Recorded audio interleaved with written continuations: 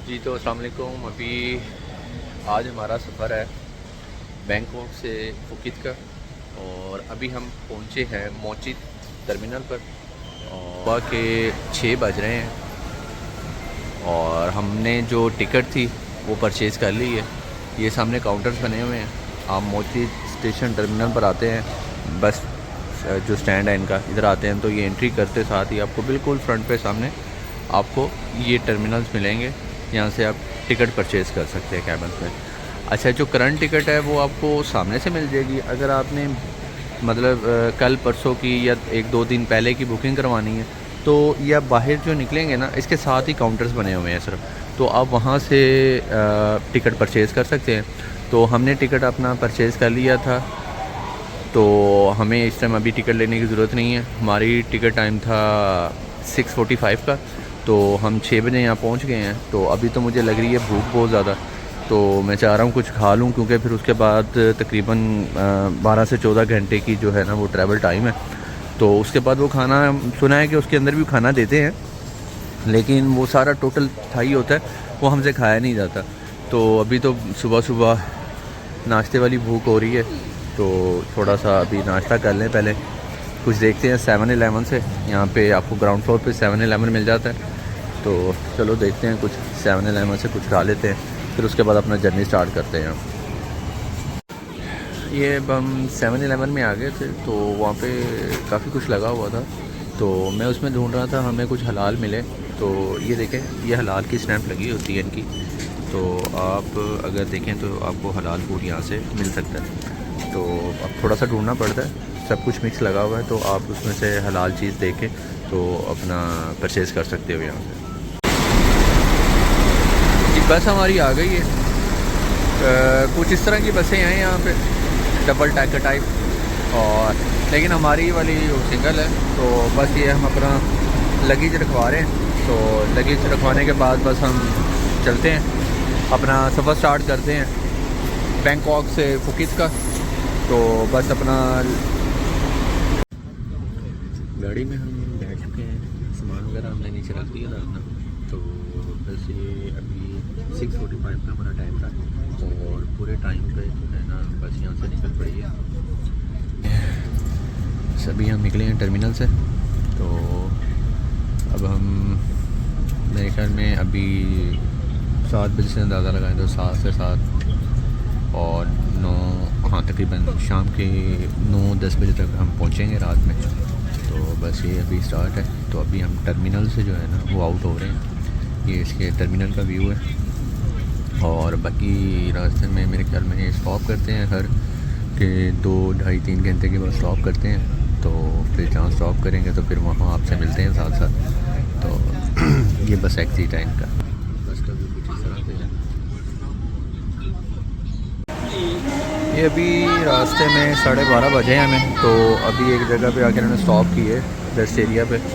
तो ये इन्होंने हमें पानी वगैरह दिया है, एक टोकन वगैरह दी है, और उसके अंदर हम अपना कुछ बफ़े वगैरह खा सकते हैं, बफ़े ले सकते हैं। और बाकी वैसे अगर आप कुछ पर्सनली लेना चाहते हैं तो रेस्टोरेंट्स बने हुए हैं।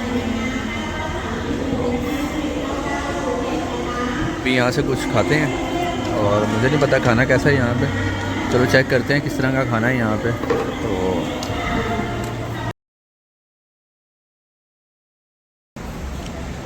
अच्छा, हम रुके थे तो बफ़े देख रहे थे, तो उसके सामने जो सामने बफ़े लगा हुआ था, तो वो सारा जो था नॉन हलाल था। ये देखें आप, स्ट्यू पॉर्क टाइप चीज़ें थी सारी। तो पहले तो मैं बड़ा परेशान हुआ कि मैं क्या खाऊं यहाँ से। तो मैं पूरे बफ़े के 2-3 चक्कर लगाए हैं, मेरी तो कुछ समझ में नहीं आ रहा था। और उसके बाद फिर साथ उन्होंने मुझे बताया कि हमारे पास हलाल की ऑप्शन है। तो ये मेरे पीछे आप देख रहे हैं हलाल लिखा हुआ है। ये कुछ यहाँ पे काउंटर्स लगे हुए थे जिनके पास यहाँ पे हलाल फूड था, तो फिर फूड में से ये कुछ लिया है। और भूख लग रही थी, कुछ खाना तो था ना। ये चिकन है, और साथ में राइस है बने हुए, और साथ में ये क्लियर सूप दिया है। मुझे क्लियर सूप का कुछ पता नहीं किस तरह का है। राइस मैंने ट्राई किया, राइस ठीक है, और चिकन भी ठीक था। और चलो शुक्र है कि मुझे हलाल कुछ खाने को मिला तो है यहाँ पे, वरना पहले तो मैं परेशान हो गया था। मैंने कहा यार यहाँ से मैं कैसे खाऊँगा, यहाँ पे तो कुछ खाने के लिए है ही नहीं सही।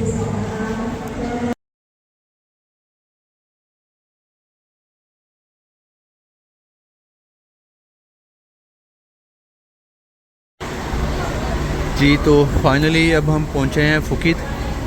सुबह 6:45 पे निकले थे और तकरीबन 9:10 पे हम पहुँचे हैं फुकीत और तकरीबन 14-15 घंटे का रास्ता बनता है हमारा और 14-15 घंटे के बाद हम यहाँ पे पहुँचे हैं।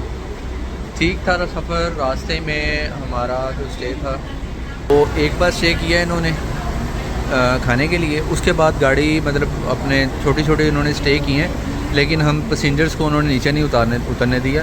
मतलब वो गाड़ी के अंदर ही हमारा वॉशरूम वगैरह था, सब कुछ था। अगर किसी ने जाना तो वॉशरूम ऐसे ही जा सकते हो। और बस तरह से था सफ़र हमारा। और यहाँ से अब हमने जाना है पतोंग बीच और बंगला रोड पे। तो उसके लिए अब देखता हूँ यहाँ से कोई टैक्सी या कोई चीज़ कैब करता हूँ यहाँ से, कितने बात लेती है, क्या होगा वो। अच्छा, हमें यहाँ पे पहुँचते हुए 9 बज गए थे, तो हमें इस टाइम पब्लिक ट्रांसपोर्ट कोई नहीं मिली।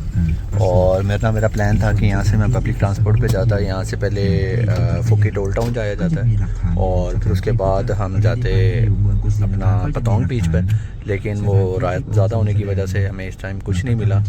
और मेरे पास लगेज भी था, तो फिर मुझे यहाँ से कैब करवानी पड़ी है। सही, तो मैंने कैब करवा ली है। तो ये हमें तकरीबन 500 बात इन्होंने हमसे लिया है।